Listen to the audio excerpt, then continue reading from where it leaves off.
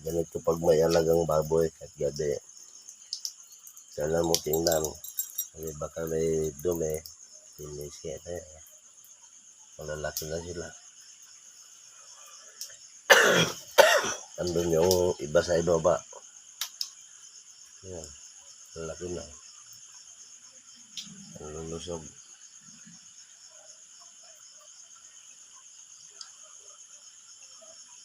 Ito ang pinagkakaabalahan ko habang hindi ko nakakabalik sa atin. Balik at 14 piraso yan.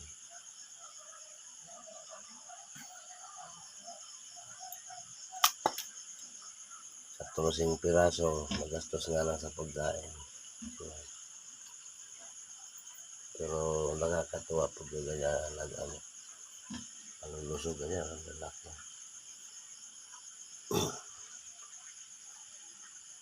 Kalilinis ko lang yan.